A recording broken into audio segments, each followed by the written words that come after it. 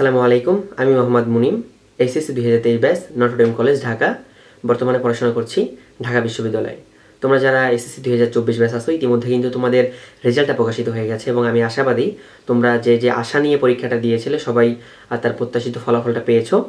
তো ইতিমধ্যে কিন্তু তোমরা ভিডিও টাইটেল এবং থাম্বনেল দেখে বুঝে গিয়েছো যে তোমরা যারা নটর ডেম কলেজে ভর্তি পরীক্ষা দিবে সায়েন্স, কমার্স এবং আর্টসের ক্ষেত্রে নটর ডেম কলেজে ভর্তি পরীক্ষা দেওয়ার জন্য ন্যূনতম কী পরিমাণ যোগ্যতা তোমার দরকার হবে, অর্থাৎ কত জিপিএ তোমার প্রয়োজন হবে বা মার্কসের সাথে এখানে কোনো সম্পর্ক আছে কিনা, কত মার্কস পেলে বা তোমাদের যে প্রশ্নগুলো আমি সেগুলো উত্তর দিব।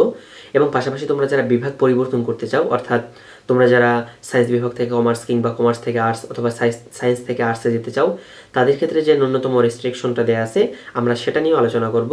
পাশাপাশি এই রিলেটেড যত বিষয় আমরা আজকের এই ভিডিওতে আলোচনা করার চেষ্টা করব।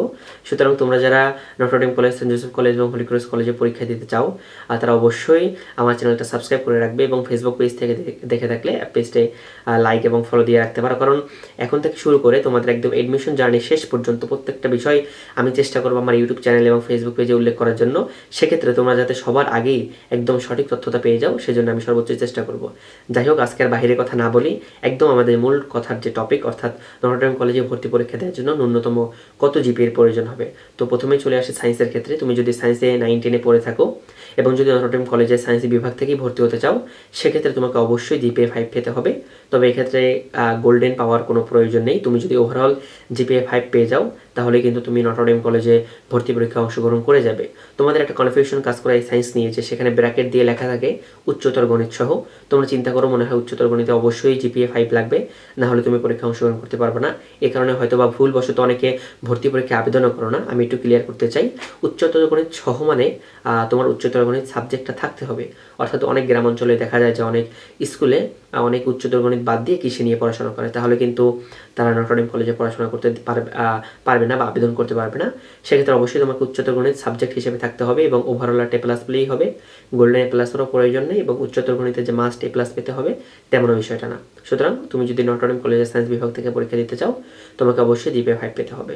আচ্ছা, তারপর হলো কমার্স বিভাগ থেকে। কমার্স বিভাগ থেকে যদি তুমি নটর ডেম কলেজে ভর্তি পরীক্ষা দিতে চাও তোমাকে অবশ্যই 4.0 পেতে হবে ন্যূনতম, তা না হলে কিন্তু তুমি ভর্তি পরীক্ষা অংশগ্রহণ করতে পারবে না।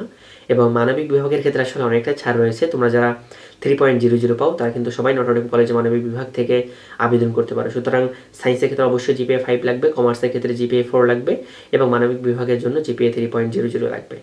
তাহলে কিন্তু তোমরা নটর ডেম কলেজে সায়েন্স, কমার্স এবং আর্টসের জন্য ভর্তি পরীক্ষা অংশগ্রহণ করতে পারবে। আচ্ছা, এটা হলো তোমরা যারা একদম সায়েন্স থেকে সায়েন্সে, কমার্স থেকে কমার্সে এবং আর্টস থেকে আর্টসে ভর্তি হবে তাদের জন্য।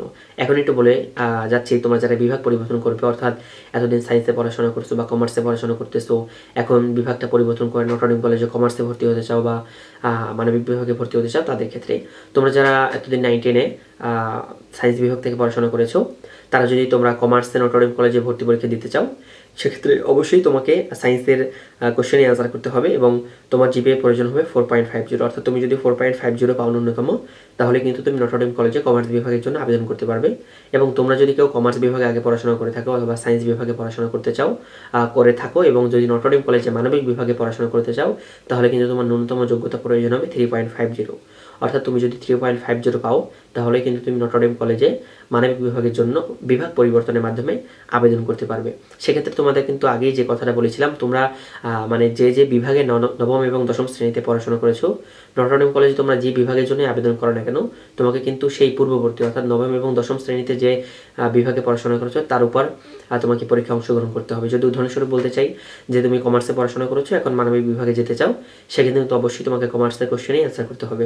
এবং এই বিষয় রিলেটেড কিন্তু অনেক ভিডিওগুলো আমার চ্যানেল এবং ইউটিউবে আছে, তোমরা চাইলে দেখে নিতে পারো। এবং যেটা বলতেছিলাম যে তোমাদের সার্বিক সকল গাইডলাইন এখন থেকে শুরু করে নটর ডেম কলেজে ভর্তি পরীক্ষা, ভাইবা, ভর্তি কার্যক্রম, কিভাবে আবেদন, সম্পূর্ণ ডিটেইলস কিন্তু আমি আমার ভিডিও এবং ফেসবুক পেজে আপলোড করে দিব।